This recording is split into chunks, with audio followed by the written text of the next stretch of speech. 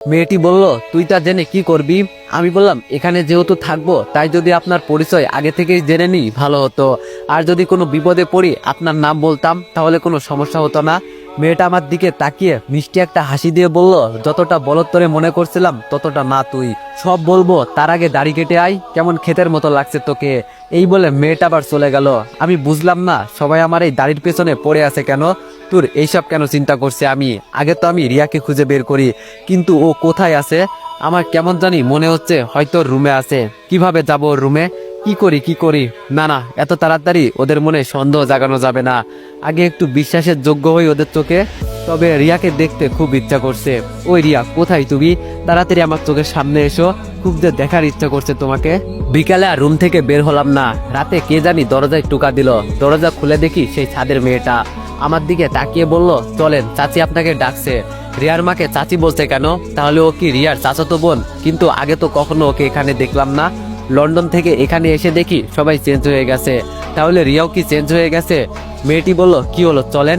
আমি বললাম, না না, সমস্যা নেই, আন্টিকে বলেন আমি বাইরে থেকে কিছু খেয়ে নিব। মেয়েটি বলল, থাক, আর ভাব দেখাতে হবে না, চলেন। আমি বললাম, আমি বাইরে থেকে খাবার আনিয়ে নিব, অযথা আন্টিকে কষ্ট বাড়িয়ে লাভ নেই। মেয়েটি বলল, আপনি যাবেন নাকি চাচিকে বলবো এখানে আসতে? বুঝলাম এই মেয়ে আমাকে না নিয়ে যাবে না। কি আর করব, আমি ওর পিছন পিছন যেতে লাগলাম। নিচে নেমে দেখি সবাই টেবিলে বসা আছে, কিন্তু রিয়া নাই। এটা দেখে মনটা আবার খুব খারাপ হয়ে গেল। যার জন্য এত কিছু করছি সে কোথায়? সেই আসছি থেকে দেখতে পারছি না। আচ্ছা, আন্টিকে জিজ্ঞেস করে দেখবো। আরে না, এখন জিজ্ঞেস করলে ওরা আমাকে সন্দেহ করবে। আমি একটু লজ্জা পেয়ে টেবিলের কাছে দাঁড়ালাম। রাসেল আমার দিকে তাকিয়ে বলল, নিজের পরিবারের মতো মনে করতে পারো আমাদের। আম্মু আমাকে তোমার ব্যাপারে সব বলছে। বাবার জন্য চাকরি করতে এতদূর চলে আসছো, বেস্ট অফ লাক। দোয়া করি তোমার চাকরি যেন হয়ে যায়। আমি বললাম, ধন্যবাদ ভাইয়া। রাসেল বলল, বসো এখানে। আমি বললাম, এত কষ্ট করার কি দরকার ছিল আন্টি? আমি বাইরে থেকে। আন্টি আমাকে থামিয়ে দিয়ে বলল, তুমি আজকে প্রথম আমাদের বাসায় আসছো, মনে করো আমাদের অতিথি, তাই কোনো কথা না বলে বসে পড়ো। আমি আর কিছু বললাম না, টেবিলে বসে গেলাম। তবে আমার আপুকে এখানে দেখে আমার অনেকটাই ভালো লাগছে। দেখে মনে হয় রাসেলের সাথে অনেক সুখে আছে আপু। তবে আমি শুধু এটাই চিন্তা করছি, কিভাবে এখানে আপুর বিয়ে হলো।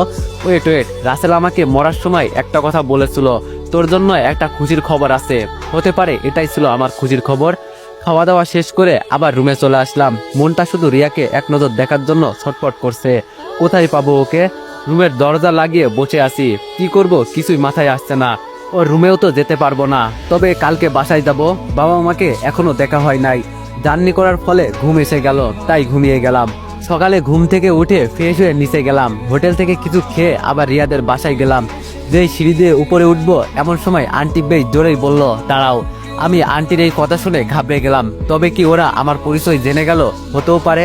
রাসেল দুই তালাক, এখন আবার আমার দুলাভাই। যদি এখন সব জেনে যায় কি হবে আমার? এটা চিন্তা করে একটু ভয় হতে লাগলো মনের ভিতরে। আমি পিছনে তাকিয়ে বললাম, জি আন্টি বলেন। আন্টি আমার দিকে কটমট চোখে তাকিয়ে বলল, কোথায় গেছিলে? আন্টির কথা শুনে আমার দেহে যেন আবার নতুন করে প্রাণ ফিরে এলো। আমি মনে করেছিলাম আমার পরিচয় মনে হয় জেনে গেছে সবাই।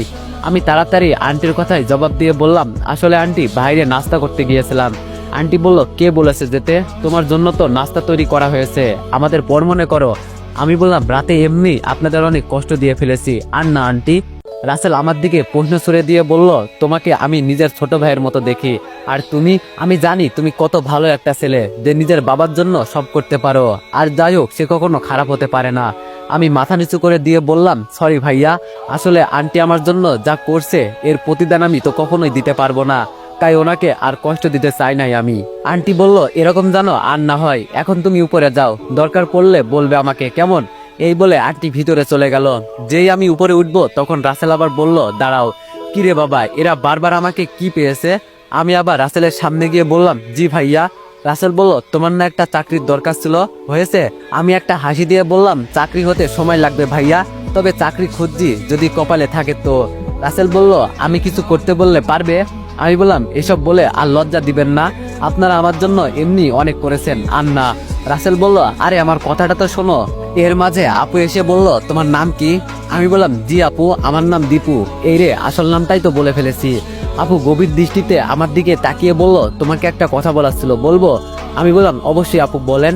আপু বলল, তোমাকে দেখতে একদম আমার। রাসেল আমার আপুকে ধমক দিয়ে বলল, তোমাকে বলছি এসব বলতে, ভিতরে যাও। আপু আর কিছু বললো না, মুখটা কালো করে ভিতরে চলে গেল। বিষয়টা আমার কাছে খুব খারাপ লাগলো। আমার আপুর মনে আমার জন্য এখনো ভালোবাসা আছে, তবে রাসেল আমার আপুর সাথে এই ব্যবহার করলো কেন? হয়তো ওর চোখে আমি আজীবন খারাপ ছিলাম। রাসেল আমার ধ্যান ভাঙিয়ে বলল, এই ছেলে কি চিন্তা করো? রাসেলের কথায় আমার হুঁশ এলো। আমি তাড়াতাড়ি বললাম, না ভাইয়া কিছু না। আপনি কি যেন বলতে চেয়েছিলেন? রাসেল বলল, ও হ্যাঁ মনে পড়েছে।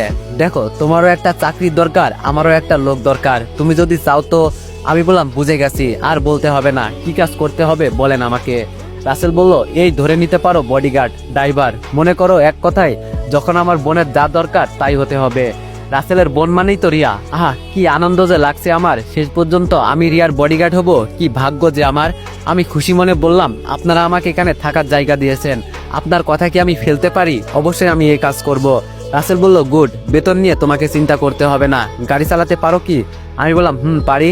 রাসেল বলল, তাহলে তো হয়েই গেল, আর কোনো কথাই নেই। দাঁড়াও, তোমাকে আমি আমার বোনের সাথে পরিচয় করিয়ে দিই। এই বলে রাসেল রিয়াকে ডাকতে লাগলো, আর আমার মনের ভিতর যেন খুশির জোয়ার বয়ে চলেছে। আমার রিয়া, আহা কি মধুর একটা নাম আমার কাছে। ওর নামটা শুনেই আমি সবকিছু ভুলে যাই। ওকে দেখলে তো পাগল হয়ে যাব আমি। কতদিন পর ওকে সামনে থেকে দেখবো, এর চেয়ে আনন্দের বিষয় কি আর কিছু হতে পারে? আমি উপরে তাকিয়ে আছি। একটু পর একটা মেয়ে রুম থেকে বের হলো, তবে শাড়ি পরে। তাহলে এটাই কি আমার রিয়া? আগের থেকে বেশ সুন্দর হয়েছে। এখন জানি আমি ওর দিকে চোখ তুলে তাকাতেই পারছি না, এতটা পরিমাণ সুন্দর হয়েছে। আর আগের থেকে বেশ মোটাও হয়েছে। রিয়াকে সিঁড়ি দিয়ে লাফিয়ে লাফিয়ে নামতে দেখে বেশ অবাক হলাম। তাহলে আমার রিয়া চোখ ভালো হয়ে গেছে, ও এখন সবকিছু দেখতে পারে। আমি জানতাম ও ভালো হয়ে যাবে। আচ্ছা, ওর মনের ভিতর কি আমার জন্য ভালোবাসা আছে? এই উত্তরটা আমার কাছে জানা নেই। হয়তো এক আকাশ পরিমাণ আমার উপর ঘৃণা ওর আছে, এটা আমি শিওর। রাসেল ওর বোনের দিকে তাকিয়ে বলল, আরে আস্তে নাম, পড়ে যাবি তো। রিয়া ওর ভাইয়ার দিকে তাকিয়ে বলল, ভাইয়া আমার কিছুই হবে না, আর আজকে আমি অনেক অনেক খুশি। এই বলে রিয়া গিয়ে রাসেলকে জড়িয়ে ধরলো। রাসেল ওর বোনকে ছাড়িয়ে ওর দিকে তাকিয়ে বলল, আমার বোনটা আজকে এত কেন খুশি, জানতে পারি কি? রিয়া বলল, ভাইয়া আজকে ও আমার ভালোবাসা গ্রহণ করেছে। রাসেল বলল, কে, ওই সাইমন নাকি? রিয়া বলল, ভাইয়া, ও আমার ভালোবাসা গ্রহণ করেছে। অনেকদিন ওর জন্য অপেক্ষা করছি আমি।